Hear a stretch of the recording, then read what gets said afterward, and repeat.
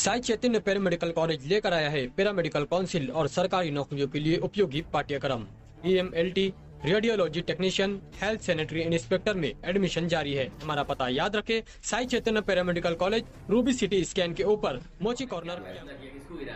शहर में बदलाव की लहर है। शहर के अंदर आप जाओ और पूछो लोगों से, शहर बदलाव चाहता।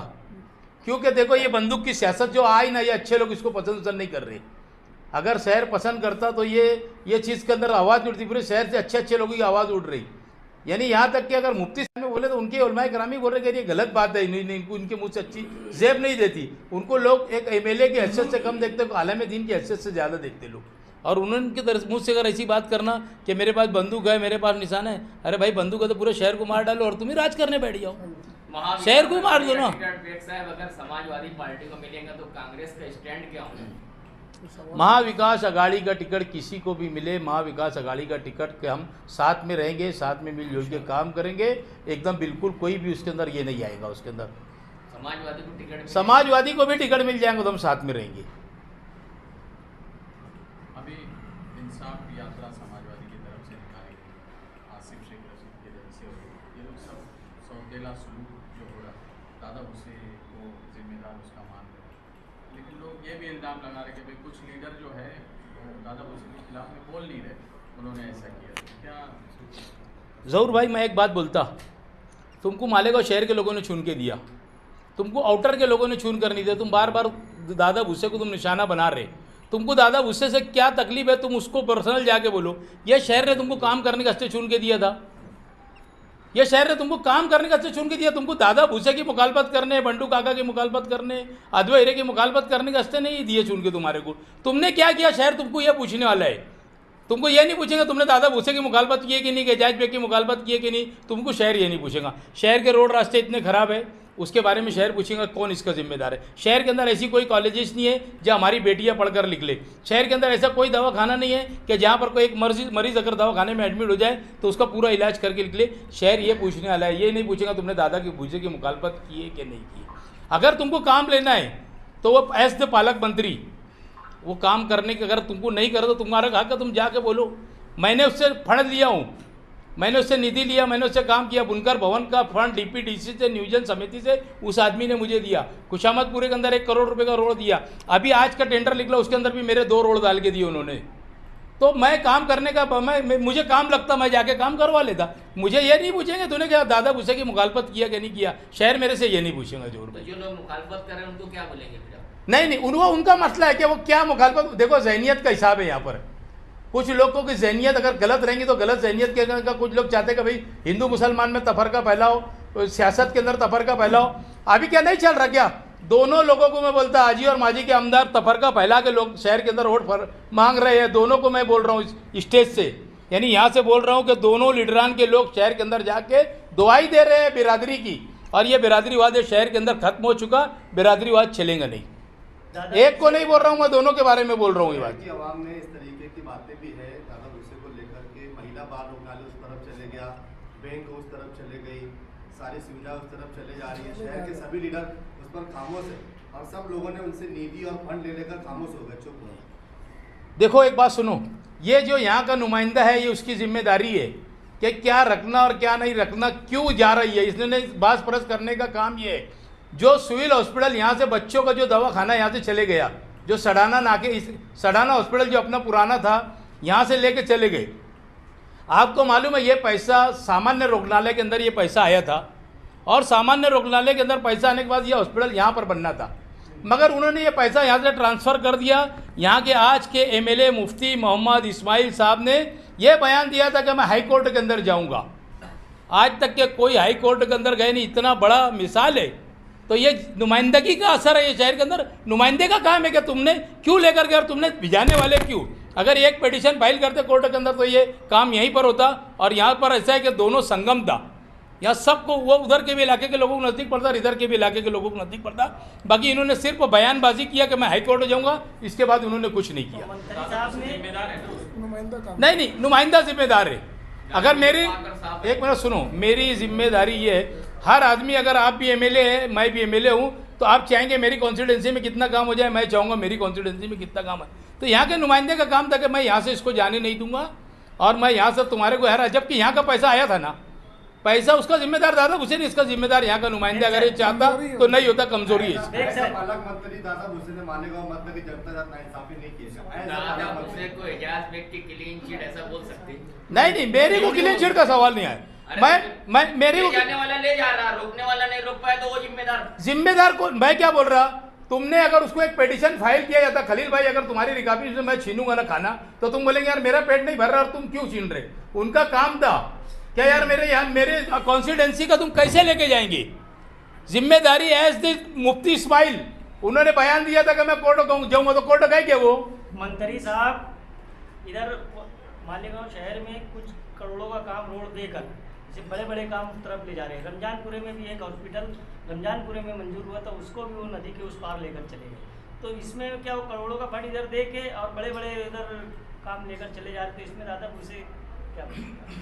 इसके अंदर नुमाइंदे ने बैठ कर, देखो मैं एक बात बोलता, नुमाइंदगी करने की अगर जिम्मेदारी और समझ इसके अंदर रहे तो एज द नुमाइंदा पालक मंत्री बोले तो पालक मंत्री तो पूरे ज़िले का पालक मंत्री होता।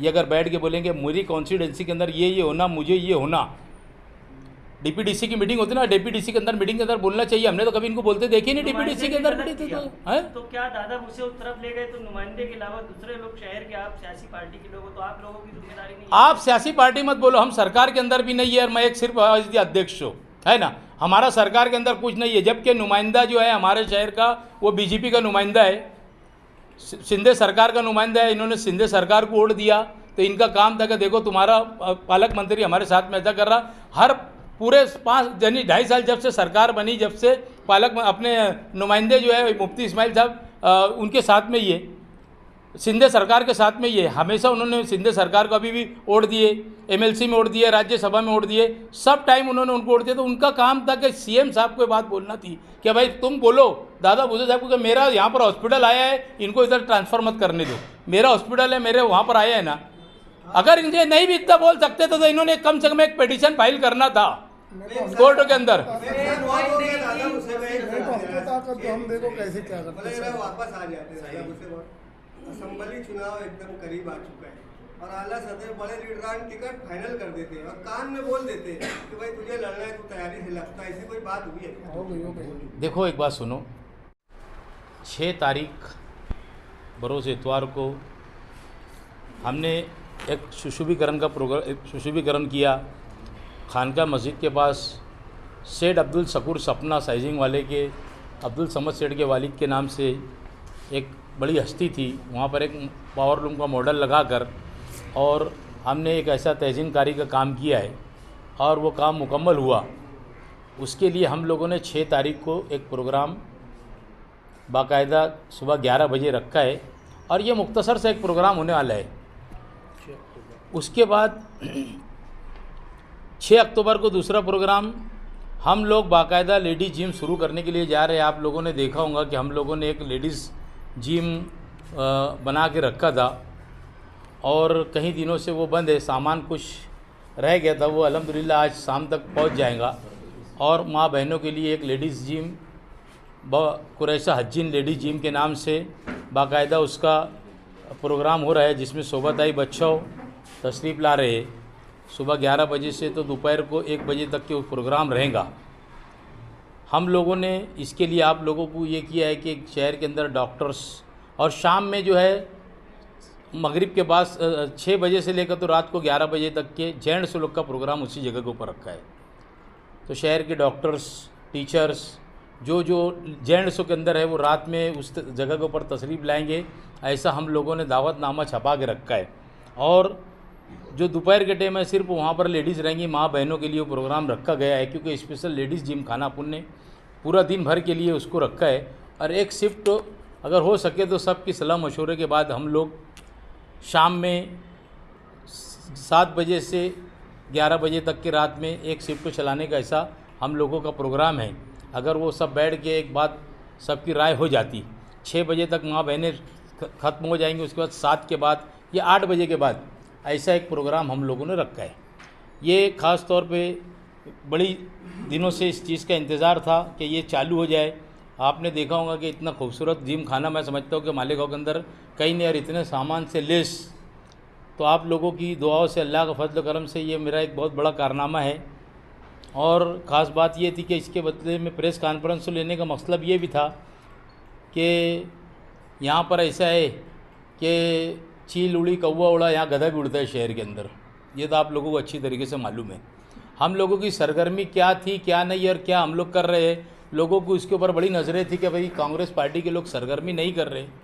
ठीक है, वो हमारा जो काम था, अभी हम लोगों का PWD से 11 रोड का जो है वर्क ऑर्डर हुआ।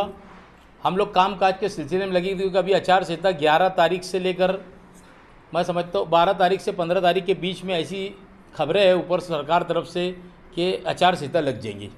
तो हमारे जो भी 15-17 करोड़ रुपए के काम जो शहर के अंदर हम लोगों ने ये किया था, उसके अंदर अभी 11 काम का वर्क ऑर्डर हो गया। परसों के दिन एक काम सरकारी दवाखाना 10 वाला थिएटर जो मेरे घर के पास है, वहाँ से लेकर अहमदिया मस्जिद तक के एक टेंडर कॉल हुआ 1.5 करोड़ रुपये का। वो भी मैं समझता हूँ कि 7 तारीख तक के उसका वक्त है। 7 तारीख को उसके बाद उसका भी वर्क ऑर्डर होगा। वो भी बहुत दिनों से पेंडिंग था काम। अभी एक रोड जो है जिलानी चौक से लेके तो कारवा चौक और कारवा चौक से लेके सलाउद्दीन अय्यूबी चौक तक के, उसका भी वर्क ऑर्डर हो रहा। वो भी 1-2 रोज़ के अंदर वर्क ऑर्डर हो जाएगा। बजरंग बाड़ी के अंदर डायमंड स्कूल से लेकर तो दोनों बजरंग बाड़ी का पूरा 3 कोनी का एरिया, जो निसार हसन वाले, मरूम निसार हसन वाले के घर की जो गली है पूरी डायमंड स्कूल से लेके तो वहाँ तक और पीछे मदरसा ताहिरा तक के, ये भी सीमेंट रोड का वर्क ऑर्डर हो रहा है। 1-2 दिन में वो भी वर्क ऑर्डर हो जाएगा। काम के लिए जो हम लोग लगे थे, वो काम की हमारी सरगर्मी ये थी कि काम बताना है लोगों को। काम की सरगर्मी हमारी ये थी।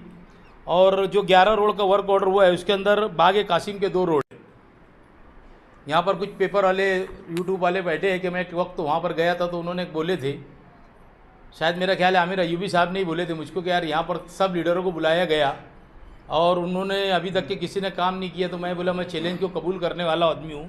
उनके भी उस इलाके के 2 रोड का काम का वर्क ऑर्डर हो गया।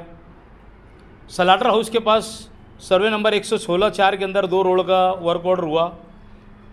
नयापुरा 152 के अंदर 1 रोड का वर्क ऑर्डर हुआ। डॉक्टर मंजूर की कॉलेज के इलाके में 2 रोड का वर्क ऑर्डर हुआ। और एक अंसारगंज बोले तो मौलाना अयूब कासमी की गली, वो इस रोड का एक वर्क ऑर्डर हुआ। ऐसे हमारे 11 काम का वर्क ऑर्डर हुआ। 4-5 काम का 2-4 रोज़ के अंदर हो जाएगा। ऐसे समझता हूँ कि मैं कम से कम 16-17 करोड़ रुपए के काम मैं आचार संहिता में शुरू हो जाएंगे। शहर के अंदर अलग अलग ठेकेदार है, सबको बोल दिया हूँ कि काम की शुरुआत करना है अर्जेंटली। अगर नहीं भी उसका उद्घाटन होता, वर्क ऑर्डर हो जाता, इसका मतलब हम काम शुरू कर सकते। तो हमारी सरगर्मी ये थी कि हम लोगों को शहर का काम करना है कि जिंदाबाद मुर्दाबाद अगर किया जाए तो जब भी ऐसा लगता है कि कुछ लोगों को, यहाँ के लीडरों को लगता है कि सरगर्मी शुरू है। ये हमारी सरगर्मी के अंदर 16-17 करोड़ रुपए के काम का वर्क ऑर्डर कराना हमारी ये सरगर्मी शुरू थी। अब हम उसके अंदर से फारिग हो रहे हैं। अब हमारा जो रेगुलर जो है काम तो रोज चलता ही है।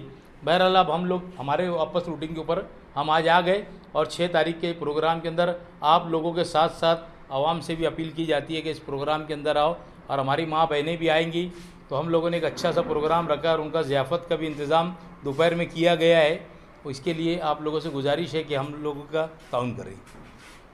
तो मैंने अभी भी आपको बोल रहा कि मैं आज़ाद नगर एरिया के अंदर समझेगा, और मैं पूरे शहर के लोगों को यही बोल रहा और अभी भी बोल रहा कि भुयारी गटर का काम करने उड़ने मत दो। वो अपने मकसद की गटर है ही नहीं।